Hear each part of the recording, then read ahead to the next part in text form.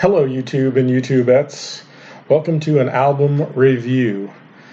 I have a very special formula that I use to make grades, so you will hear fractions and like a 5.73 or whatever. I won't give that away, but in this video I would like to review the Princess Chelsea album, Little Golden Book. This came out on May 2nd, 2011, and they're from New Zealand, and this was made on Lil Chief Records. So the album was named after or inspired by the Little Golden Books that you may or may not have read. I remember reading those as kids, and also spelled Lil for Lil Chief Records. The producers are Chelsea Nickel and Jonathan Bree. These are original members from a band that was called the Brunettes. And the style of the music reminds me of Enya, who was kind of like new age music in the 80s and 90s.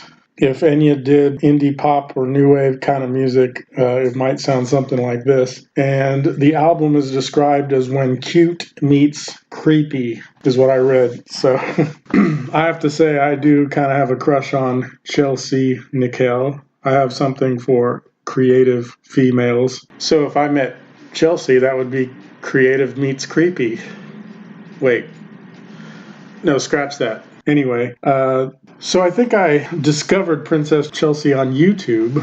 The video for Cigarette Duet was the first I had ever heard of this group. And so I really loved it as soon as I heard it. I love the style of keyboards and synthesizers and things that she uses and the style of instrumentation. I'm kind of surprised because nobody I know has ever heard of Princess Chelsea. I've yet to find anyone else that has, and yet there's songs online that have over 1 million hits of hers on YouTube, so perhaps she's much more popular like in other parts of the world. Anyway, so the cover of the album, it was by Brad Fafejda, I don't know how to pronounce that, but apparently there's a booklet, which I've never seen the booklet because I couldn't find the album to buy online. I just downloaded them on iTunes. It's inspired by the Little Golden Books, as I said earlier, and it's kind of a cute cover, and I give it an 8 out of 10 for the cover.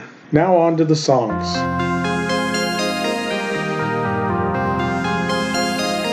The first song is called Machines of Loving, Grace, written by Chelsea Nickel. And I should just point out now that all the songs are written just by Chelsea Nickel, or I guess that's how you pronounce it. Machines of Loving, Grace. And I have to say also that in terms of scoring, these songs are all very similar in terms of quality. So all the songs are going to be very similar in the scoring, so this might be a little boring. I mean, they're all slightly different. This one is very consistent across the board. Lots of 7s, 8s, and 9s, and it ends up getting an 8.4 out of 10.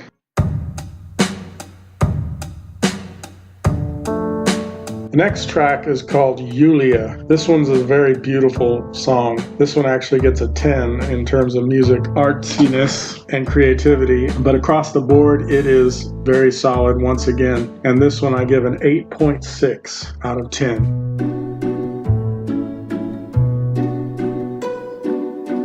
The next track is called Ice Rain, another interesting song, and this one is even better than the two previous, and I give this one an 8.8 out of 10. This one actually does better in production a little bit, slightly, than the others. So 8.8 out of 10.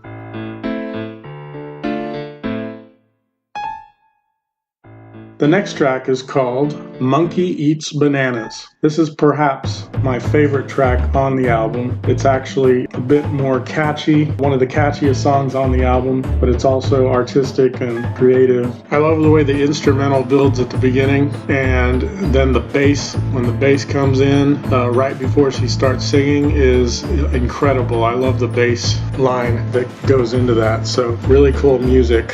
It's probably got the lowest mark in terms of lyrical poetry, but it is a very catchy lyric, so it does well on that side of the lyric. But this one I give an 8.8 out of 10.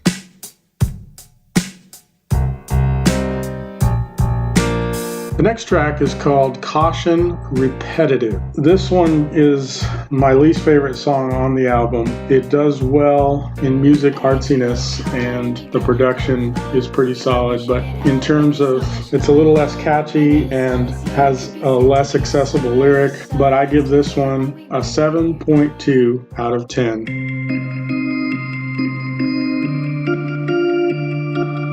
The next song is called The Cigarette Duet, and this one is the first song I ever heard. It has extra vocals by Jonathan Bree, who I guess he's involved because he's a co-producer on all the songs. This one's very catchy and it's also interesting and artistic, and I would recommend watching the video for this song. But I ended up giving this track an 8.8 out of 10.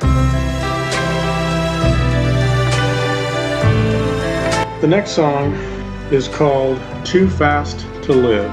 This song actually features Yuliya Bridgman Cooper is on the violin, as well as Lance Smith on harmonica. This song does very strong, very, very strongly in everything except for lyrical poetry, but it is one of the best songs on the album from top to bottom, and I give this song an 8.6 out of 10.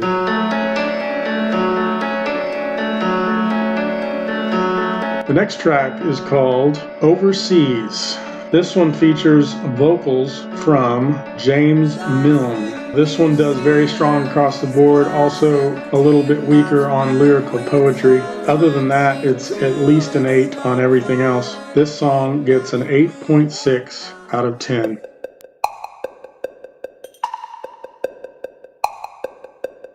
The next track is called Frack.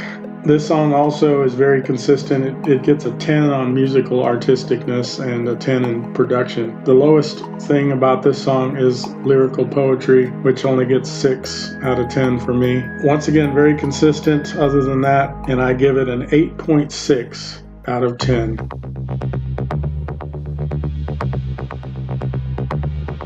Next track is called Goodnight Little Robot Child, and these are cute little names. This one does, once again, very consistent, 7, 8s, and 9s a lot, and gets a 10 in production, and lyrical poetry is a little lower, but it is one of my least favorite tracks on the album, but still does okay with an 8.0 out of 10.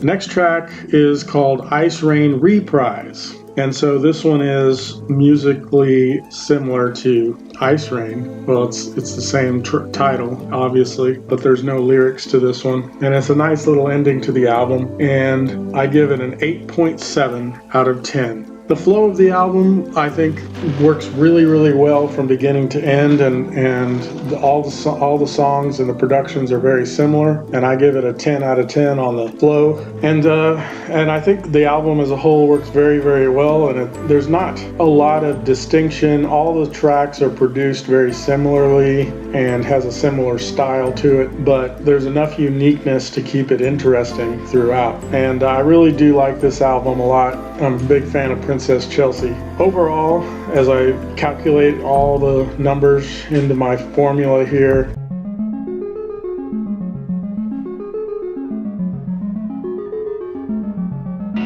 the album gets an 8.57 out of 10. Thank you and have a wonderful day.